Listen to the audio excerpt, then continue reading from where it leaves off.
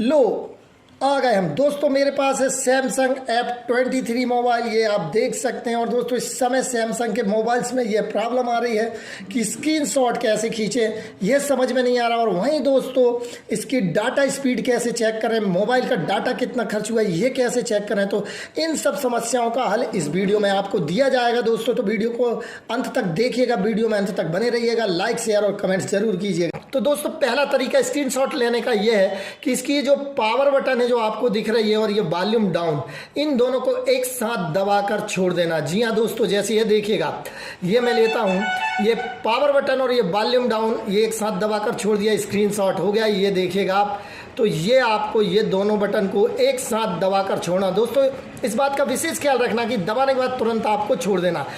वही दोस्तों इसका दूसरा तरीका मैं आपको बताता हूँ स्क्रीनशॉट लेने का। इसका एज पैनल को ऑन कर लीजिए। हाँ जी हाँ दोस्तों, ये एज पैनल, इसमें आप कितने भी पैनल लगा सकते हैं। तो इसको ऑन करने का सबसे पहला तरीका क्या है, तो आपको गिराना शटर और पहुँचना है सेटिंग में। दोस्तों सेटिंग में पहुँचने के बाद यहाँ पर आपको टाइप कर देना है EDGE या डिस्प्ले टाइप कर दें दोस्तों। तो ये जैसे ही एज पे पहुंचेंगे तो आप पहुंच जाएंगे यहाँ पर एज पैनल पे। दोस्तों देखिएगा नीचे डिस्प्ले पर जाएंगे जब, तो यहाँ पर इजी मोड के बाद आपको ये एज पैनल दिखेगा, ये आपका होगा ऑफ इस तरीके से। तो इसको कर लेंगे इनेबल, ऑन कर लें दोस्तों। वहीं दोस्तों यहाँ पर पैनल पर पहुँचना और ये पैनल आप सेलेक्ट कर सकते हैं जो भी आपको दिख रहे होंगे। यहाँ पर ये आपको यहाँ पर बहुत सी चीज़ें दिख रही होगी, जैसे कि टास्क दिख रहा होगा, स्मार्ट सेलेक्ट दिख रहा होगा, ऐप्स, आप चाहें तो ऐप्स भी ला सकते हैं इस पैनल पर, कॉन्टैक्ट ला सकते हैं पीपल्स को। वहीं पर आप दोस्तों यहाँ पर वेदर वगैरह जो भी हैं ये सारी चीज़ें दी, आप देख लेना। जो भी सेलेक्ट करना चाहें ये एज पैनल पर यहाँ पर ये शो होने लगेगा। तो दोस्तों मैंने दो चीज़ें सेलेक्ट करी है, एक टास्क और एक स्मार्ट व्यू। वहीं दोस्तों एज पैनल की भी होती है सेटिंग। यहाँ हैंडल पर पहुंचिएगा, ये हैंडल को कीजिए टच और यहाँ से आप एज पैनल के कर सकते हैं कलर चेंज। दोस्तों ट्रांसपेरेंसी की बात करें तो ये लो कर देंगे तो यहाँ पर आपको दिखने लगेगा, ये देखिएगा रेड कलर का दिख रहा है। और ट्रांसपेरेंसी कर दे हाई तो ये बिल्कुल गायब हो जाएगा। आपको जैसा रखना है वैसा रखिएगा।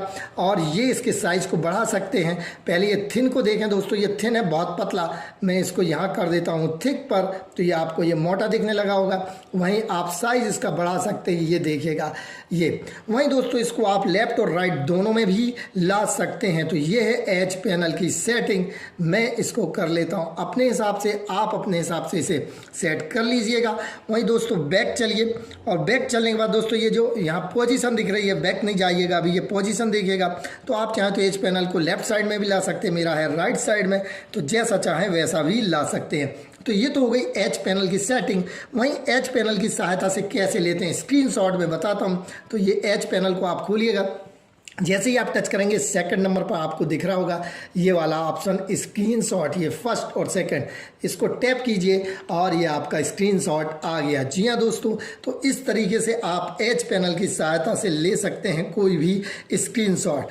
चलिए गैलरी का स्क्रीनशॉट लेकर बताता हूँ। ये इस तरीके से पहुँचेंगे ये सेकंड नंबर पर और ये टैप किया, ये देखिएगा ये आ गया स्क्रीनशॉट। वहीं दोस्तों आप ये जो एज पैनल में मैंने बताया था स्मार्ट सेलेक्ट, ये सेकंड नंबर का यहाँ पर आ रहा है। इसकी सहायता से आप शेप के द्वारा भी स्क्रीनशॉट ले सकते हैं। जी हाँ दोस्तों, आप स्क्रीनशॉट का शेप ले सकते हैं, जैसे कि रेक्टेंगल शेप। यदि इसको आप टैप करेंगे तो ये आपका स्क्रीनशॉट रेक्टेंगल के शेप में आ जाएगा। आप चाहें तो जितना भी बड़ा जैसा चाहे वैसा स्क्रीनशॉट आप ले सकते हैं।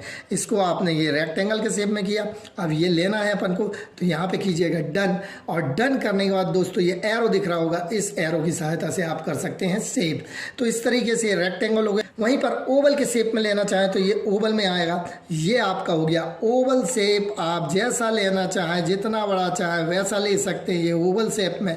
और तरीका वही दोस्तों, ये डन दिख रहा होगा, आपको ये डन पर करना है क्लिक, और इसके बाद ये एरो दिख रहा होगा। जैसे ही आप ये एरो, ये आप समझ रहे होंगे, एरो पे टैप करेंगे और स्क्रीनशॉट आपका हो जाएगा सेव गैलरी में। दोस्तों लॉन्ग स्क्रीनशॉट कैसे लेते हैं, जैसे कि आपको बहुत लंबा स्क्रीनशॉट कोई चाहिए तो इसे कैसे लेना है, तो मैंने जो आपको मेथड बताई थी, किसी भी एक मेथड की सहायता से आप सबसे पहले स्क्रीनशॉट ले लें, चाहे तो इन दो स्विच को दबा कर ले लें या आप ये एच पैनल की सहायता से ले लें। जैसे मैं एच पैनल की सहायता से लेता हूँ, ये स्क्रीनशॉट जैसे ही आएगा यहाँ पर नीचे कुछ ऑप्शन आ जाएंगे, तो ये ऑप्शन आपको दिख रहा होगा, इसे टैप करते जाएंगे दोस्तों और बढ़ाते जाएंगे। स्क्रीनशॉट आपका लॉन्ग स्क्रीनशॉट आता जाएगा, जितना चाहे आप उतना स्क्रीनशॉट ले सकते हैं। साइड में ये दिख भी रहा है, तो ये आपका स्क्रीनशॉट हो गया है दोस्तों और ये गैलरी में आपको दिख जाएगा। ये देखिएगा दोस्तों, ये आपका ये लॉन्ग स्क्रीनशॉट आ चुका है, आप इसे देख सकते हैं। तो इस तरीके से लॉन्ग स्क्रीनशॉट भी ले सकते हैं दोस्तों, इसमें ये फीचर्स भी है। तो ये मैंने आपको तरीके बताए किस तरीके से स्क्रीनशॉट लेना, लॉन्ग स्क्रीनशॉट लेना, स्नैप में स्क्रीनशॉट लेना। दोस्तों एक तरीका और बताता हूं मैं आपको, गूगल असिस्टेंट की सहायता से स्क्रीनशॉट लेना। जी हाँ दोस्तों, लेकिन यह स्क्रीनशॉट आपके गैलरी में सेव नहीं होगा, इसे डायरेक्ट शेयर करना पड़ेगा। तो इसके लिए आपको करना पड़ेगा नेट ऑन। जी हाँ दोस्तों, और आपको गूगल असिस्टेंट जो ये वाला स्विच होता है, इसकी सहायता से आपको बोलना पड़ेगा स्क्रीनशॉट और स्क्रीनशॉट आ जाएगा। तो पहले इसको आपको दबा कर रखना है, गूगल असिस्टेंट ऑन कर लेना और फिर लेते हैं स्क्रीनशॉट। चलिए देखिए दोस्तों, टेक स्क्रीनशॉट। ये देखिए दोस्तों, स्क्रीनशॉट हो गया है, आप ये चेक कर सकते हैं। मैं एक बार और आपको लेकर बताता हूँ।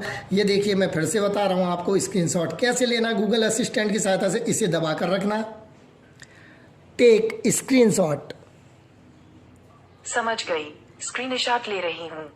ये देखिए दोस्तों, इसमें मैंने वॉल्यूम बढ़ा दिया था तो आपको समझ में आया, स्क्रीनशॉट ले रही हूँ ये बोला और ये स्क्रीनशॉट आ चुका है। इसे आप डायरेक्ट शेयर कर दीजिए। चलिए दोस्तों, अब मैं आपको बताता हूं कि आप अपने मोबाइल की स्पीड कैसे चेक कर सकते हैं। नेट की स्पीड कितनी है मोबाइल में, वहीं आपका डाटा कितना यूज़ हुआ है, एक दिन में कितना डाटा खर्च हुआ है, वह इसमें ऑप्शन नहीं दिया है आपके सैमसंग के मोबाइल में। तो दोस्तों इसको चेक कैसे कर सकते हैं, तो इसके लिए आपको एक ऐप डाउनलोड करना है। दोस्तों आप ऐप का लोगो देख लीजिए, ये जो लोगो आपको दिख रहा होगा 42 KB/s नेट स्पीड इंडिकेटर। जी हाँ दोस्तों, ऐप का नाम है नेट स्पीड इंडिकेटर।